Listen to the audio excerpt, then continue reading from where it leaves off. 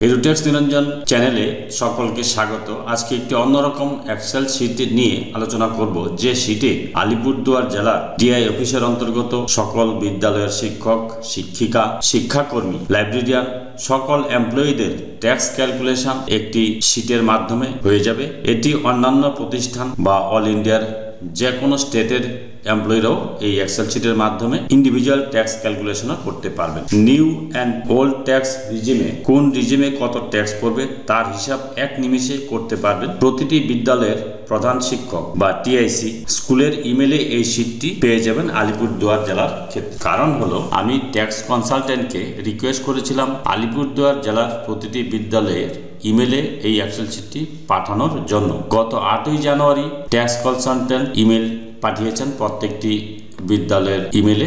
আপনারা সেই এক্সেল শীটটি ইমেল থেকে 8ই জানুয়ারি ইমেল থেকে ডাউনলোড করে নিয়ে কাজ করতে পারেন। এই এক্সেল শীটটি প্রত্যেক এমপ্লয়িরই কিন্তু একটি এক্সেল শীটের মাধ্যমেই করতে হবে। সমস্ত এমপ্লয়ীদের, বিদ্যালয়ের সমস্ত এমপ্লয়ীদের একটি এক্সেল শীটে এটা কিন্তু 15ই মার্চের মধ্যে ডিআই স্যারের ইমেলে পাঠাতে হবে। ডিআই স্যার ট্যাক্স কনসালটেন্টকে ফরওয়ার্ড করবেন যথাসময়ে। এই শীটটি ফিল আপ না করলে কিন্তু ফর্ম 16 পাবেন না। গত বছর যারা ইন্ডিভিজুয়াল কম্পিটিশন শীট পিডিএফ করে পাঠিয়েছেন ডিআই অফিসে, তারা কিন্তু ফর্ম 16 পাননি। যদি কেউ এই এক্সেলটি পেতে চান তাহলে আমার হোয়াটসঅ্যাপ নাম্বারে মেসেজ করবেন। আমার হোয়াটসঅ্যাপ নাম্বার হচ্ছে 9635455102। এবার আসুন আমরা জেনে নিই কিভাবে এটি ফিল আপ করবেন। দেখুন, এই এক্সেল শীটটি এখানে দেখাচ্ছে। এখানে এমপ্লয়ীদের সিরিয়াল নাম্বার দেবেন 1 2 3 4 করে। তারপরে প্যান অফ দ্য এমপ্লয়ি, দেখুন এমপ্লয়ির প্যান কার্ডের নম্বর দেবেন, এমপ্লয়ির নাম লিখবেন। তারপরে category of the employee, auto ফিলাপি রয়েছে গভর্নমেন্ট। এগুলো ডেটটা, পিরিয়ড অফ এমপ্লয়মেন্ট ডেট, কোন ডেট থেকে কোন ডেট পর্যন্ত ট্যাক্সের ক্যালকুলেশন হবে, এগুলো এখানে সব অটো ফিলাপি রয়েছে। এবার দেখুন, নিউ ট্যাক্স রিজার্ভ এবং ওল্ড ট্যাক্স রিজার্ভ, এখানে একটা বিষয় আছে, এটা কিন্তু ভাইটাল। এখানে মনে রাখবেন, নিউ ট্যাক্স রিজার্ভে যদি আপনি 115 বিএসসি, এখানে যদি আপনি নিউ ট্যাক্স রিজার্ভ করতে চান তাহলে এখানে ওয়াই করবেন, আর যদি ওল্ড ট্যাক্স রিজার্ভ করতে চান তাহলে এন করবেন। মনে রাখবেন, Y equal to new tax reserve আর N equal to old tax reserve. তো আমি প্রথমে দেখাচ্ছি, এন লিখলাম কেন, আমি ওল্ড ট্যাক্স রিজার্ভে ট্যাক্সের হিসাব করে দেখব এখানে ওয়াই লিখে, আবার দেখব যে কোন রিজার্ভে আমার সুবিধা হচ্ছে। দেখুন, 17(1)-এ আপনার গ্রস স্যালারিটা লিখতে হবে। এই গ্রস স্যালারিটা কোথায় পাবেন? আপনার অ্যানুয়াল স্টেটমেন্ট, ইন্ডিভিজুয়াল যে অ্যানুয়াল স্টেটমেন্ট থাকে আইএসএমএস পোর্টাল থেকে ডাউনলোড করে নেবেন। সেখানে আপনার জানুয়ারি ফেব্রুয়ারি 2 মাসেরটা অ্যাড করতে হবে। ডিসেম্বর অবধি যেহেতু স্যালারি হয়েছে, ডিসেম্বর পর্যন্ত ফিল আপ থাকবে, এবং জানুয়ারি ফেব্রুয়ারি যেহেতু স্যালারি হয়নি সেটা ফাঁকা থাকবে। তো এটা আপনারা অ্যাড করে নিয়ে গ্রস স্যালারিটা এখানে পুট করবেন। তো সেন্ট্রাল গভর্নমেন্ট এমপ্লয়ীদের ক্ষেত্রে 17(1) to 17(2) 17(3) এগুলো ফিল আপ করতে হবে। আমাদের ক্ষেত্রে যেহেতু শিক্ষক শিক্ষিকাদের ক্ষেত্রে এটি যেহেতু অ্যাপ্লিকেবল নয়, তাই এটা আমি ফাঁকাই রাখলাম। তাহলে টোটাল স্যালারি অটোমেটিক এখানে কিন্তু চলে এসেছে। এক্সামশন আমরা জানি, আন্ডার সেকশন 10-এ কতগুলো এক্সামশন হয়। যখন সেকশন 10(5) এটাতে কিসের এক্সামশন হয়? Concession on travel. যারা কনসেশন অন ট্রাভেল পেয়েছেন তারা কত টাকা পেয়েছেন এটা কিন্তু এক্সাম্পট হবে। তারপরে সেকশন 10(10) এখানে গ্র্যাচুইটি যদি কেউ পেয়ে থাকেন রিটায়ারমেন্টের পর, সেই অ্যামাউন্টটা এখানে লিখতে হবে। তো এবার সেকশন 10(10)-এ কি কমিউটেড ভ্যালু অফ পেনশন কত আছে সেটা লিখতে হবে। যদি কেউ পেনশন থেকে কমিউটেড ভ্যালু অফ পেনশন পান তাহলে লিখবেন, না হলে ফাঁকাই রাখবেন, 0 লিখে দেবেন। তারপর 10(10)-এ লিভ এনকেশমেন্ট ডিউরিং রিটায়ারমেন্ট, যদি রিটায়ারমেন্টের পর লিভ এনকেশমেন্ট পান তাহলে এখানে লিখবেন। তো এই কথাগুলি কিন্তু আমি লিখে দিয়েছি নিজে, এগুলো কিন্তু ছিল না, আপনাদের বোঝার সুবিধার জন্য আমি লিখে দিয়েছি। আবার সেকশন 10(13)-এতে যদি বাড়ি ভাড়ার ছাড় নিতে চান তাহলে এখানে ফিল আপ করবেন। এই কতগুলি এক্সামশন ছাড়া আন্ডার সেকশন 10-এ যদি আরও অন্যান্য কোনো এক্সামশন থাকে তাহলে আপনারা এখানে লিখবেন। বাদিকে সরিয়ে দিচ্ছি, তাহলে ব্যালেন্স কত আসলো? এখানে আমার এই গ্রস স্যালারিটাই আসলো 8,65,400।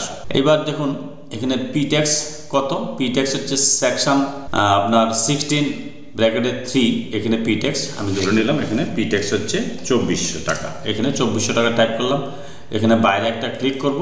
আর স্ট্যান্ডার্ড ডিডাকশন কত? 50,000 টাকা স্ট্যান্ডার্ড ডিডাকশন। পি ট্যাক্স এবং স্ট্যান্ডার্ড ডিডাকশন দুটো দেখুন যোগ হয়ে এসেছে 52,400। এটা হচ্ছে বাদ গেল, বাদ গিয়ে রইল কত? Income chargeable under head salary এই 8,13,000 টাকা রইল। এবার দেখুন এখানে income or loss of house property, যদি কারো HBL ইন্টারেস্ট থাকে সেই ইন্টারেস্টটা এখানে লিখবেন। এখানে 2 লক্ষ টাকা পর্যন্ত ইন্টারেস্টে কিন্তু ছাড় আপনি পাবেন। তো গ্রস টোটাল ইনকাম এটাই রইল।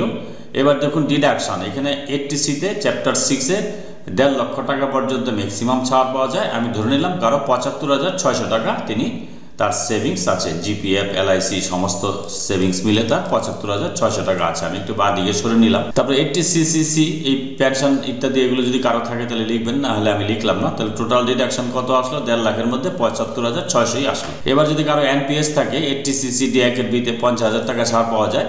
এটা কিন্তু ওল্ড রিজেমে পাবেন, নিউ রিজেমে কিন্তু এই ছাড়টা পাবেন না। এবার যদি কারো 80CC D2 অর্থাৎ সেন্ট্রাল গভর্নমেন্ট এমপ্লয়ীদের ক্ষেত্রে 80CC D2টা অ্যাপ্লিকেবল হবে এমপ্লয়ার কন্ট্রিবিউশন। এখানে আমি ধরে নিলাম কারো এমপ্লয়ার কন্ট্রিবিউশন রয়েছে 75,000 টাকা, যদি না থাকে তাহলে এটা আপনি 0 করে দেবেন। আমি এটা ধরুন 0ই করে দিলাম, যাকে এটা 0 করে দিলাম। এবার দেখুন শিক্ষকদের ক্ষেত্রে এটা অ্যাপ্লিকেবল নয়, তাই আমি শিক্ষক শিক্ষিকা বা স্কুল এমপ্লয়ীদের ক্ষেত্রে অ্যাপ্লিকেবল নয়, আমি বাঁ দিকে একটু সরিয়ে দিলাম। তাহলে চ্যাপ্টার 6-এ 80CC-তে 0 ডিডাকশন রইল। এবার এখানে দেখুন চ্যাপ্টার 6-এ under section 80D medical insurance অর্থাৎ হেলথ ইন্স্যুরেন্সের জন্য ইন্ডিভিজুয়াল বিলো সিনিয়র সিটিজেন যদি হয় তাহলে 25,000 টাকা ম্যাক্সিমাম ছাড় পাওয়া যায়, এটা লেখা আছে। যদি কারো হেলথ ইন্স্যুরেন্স থাকে তাহলে এখানে লিখবেন। তো আমি লিখলাম 80E সেকশনে যদি কারো ডিডাকশন থাকে সেটা লিখবেন। 80G ডোনেশন যদি কারো থাকে তাহলে লিখবেন।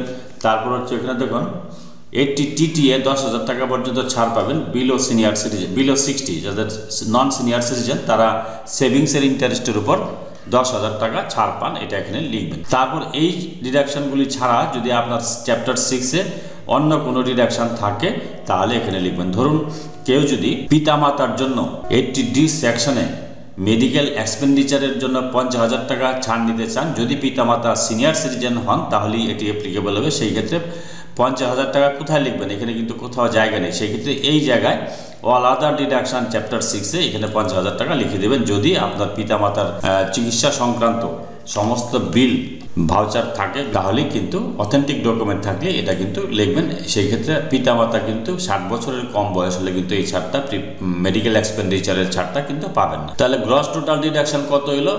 1,25,600 টাকা এলো।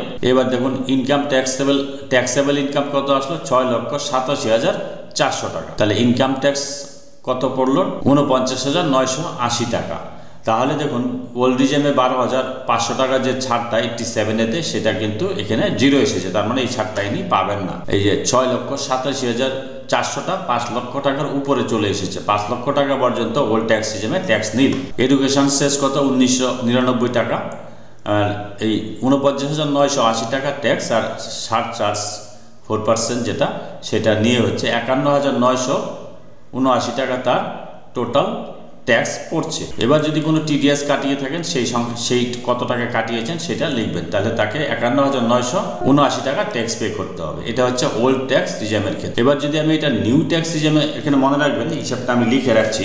51,000 ওল্ডে হচ্ছে 51,979 টাকা ট্যাক্স পড়ছে কেউ ওল্ড রিজেমে ট্যাক্স ফাইল করে। এবার আমি এটা নিউ রিজেমে যদি দেখতে চাই তাহলে আমার আর কিছু করতে হবে না, আমার তো তথ্য সব ফিল আপ করাই আছে। শুধু আমি কি করব, এখানে দেখুন যেখানে আমার এই যে N ছিল, N এর জায়গায় আমি Y করে দেবো। N এর জায়গায় যদি Y করে দিই, করে একটা বাইরে ক্লিক করব, তাহলে Y করা মানে হচ্ছে কি? Y করা মানে হচ্ছে আমি নিউ ট্যাক্স রিজেমে ট্যাক্সের হিসাব করব। এবার আমি ডান দিকে দেখি, নিউ ট্যাক্স রিজেমের তথ্যগুলো তো আমার ফিল আপই রয়েছে। ডান দিকে দেখি কত টাকা ট্যাক্স পড়ছে। দেখুন নিউ ট্যাক্স রিজেমের ক্ষেত্রে তার ট্যাক্স পড়ছে এখানে কিন্তু কম, কত? 38,002 টাকা এডুকেশন শেষ নিয়ে। এই এমপ্লয়ির ক্ষেত্রে কিন্তু নিউ ট্যাক্স রিজেমে ট্যাক্স ফাইল করলেই তার সেভিংস বেশি হবে। এইভাবে কোনো ইন্ডিভিজুয়াল এমপ্লয়ি ট্যাক্সের হিসাব করতে পারবেন। ওল্ডে কত পড়বে, নিউয়ে কত পড়বে, সব হিসাব করতে পারবেন। এবার এটা গেলে একজন এমপ্লয়ির ক্ষেত্রে দেখলাম।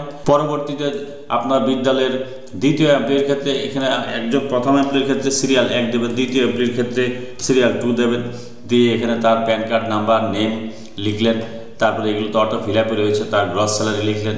এগুলো আমি আর দেখাচ্ছি না, একই রকমভাবে আপনারা বাকি এমপ্লয়ীদের ক্ষেত্রে করতে পারবেন। তো এই এক্সেল শিটটি খুব ভালো। আমরা অন্যান্য এক্সেল শিটে দেখি যে কম্পিটিশন তৈরি করা যায়, এটা কিন্তু কম্পিটিশন হচ্ছে, কিন্তু এটা হচ্ছে হরিজন্টাল কম্পিটিশন। একটা এক্সেল শিটে বিদ্যালয়ের সমস্ত এমপ্লয়ীদের হিসাব আপনি কিন্তু পেয়ে যাবেন। তো প্রধান শিক্ষকদের এটা মূলত করতে হবে, প্রধান শিক্ষক বা টিআইসি যিনি আছেন তিনি এটা করবেন, কিন্তু তিনি এই হিসাবটা পাবেন কোথায়? তিনি তো এটা ফিল আপ করে ডিআই স্যারকে পাঠাবেন, এই হিসাবটা পাবেন কোথায়?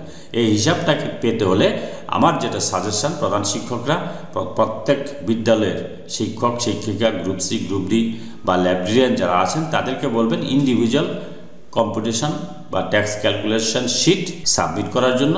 সাবমিট করলে সেটা দেখে দেখে তিনি এক্সেল শিটটা ফিল আপ করতে পারবেন। তো এইভাবে এই এক্সেল শিটটির মাধ্যমে আপনারা কিন্তু করতে পারবেন। মনে রাখবেন, এই এক্সেল শিটটি যদি আপনি 15ই মার্চের মধ্যে ডিআই স্যারকে মেলে না পাঠান তাহলে কিন্তু ফর্ম 16 পাবেন না, কারণ এখান থেকে কিন্তু কপি করে ফর্ম 16 তৈরি করা হবে। আপনি যদি পিডিএফে কম্পিটিশন প্রত্যেক ইন্ডিভিজুয়াল এমপ্লয়ির পিডিএফ কম্পিটিশন পাঠান, সেখান থেকে পিডিএফ থেকে কিন্তু কপি করা যাবে না।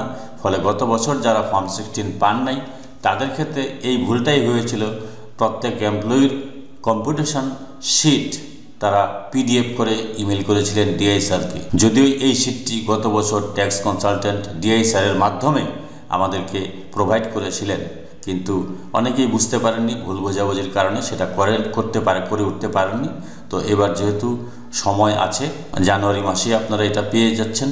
আর এটি ফিল আপ করতে যদি কারো কোনো সমস্যা হয়, ডিসক্রিপশন বক্সে আমার হোয়াটসঅ্যাপ নাম্বার থাকবে, আপনারা কল করতে পারেন, বুঝিয়ে দেবো কোথায় কি লিখতে হবে না লিখতে হবে। খুব সুন্দর এক্সেল শিটটি, অটোমেটিক সব ক্যালকুলেশন কিন্তু হয়ে যাচ্ছে। এটি কিন্তু অল ইন্ডিয়ার যে কোনো স্টেটের যে কোনো এমপ্লয়ি ইন্ডিভিজুয়াল ক্যালকুলেশনের জন্য যে কোনো একটি সেলে বসালেই কিন্তু তার হিসাব কিন্তু পেয়ে যাবে। এখনও যারা চ্যানেলটিকে সাবস্ক্রাইব করেননি, যদি ভিডিওটি ভালো লাগে please like, share and subscribe this channel to get notification of the next update. Thanks for watching this video.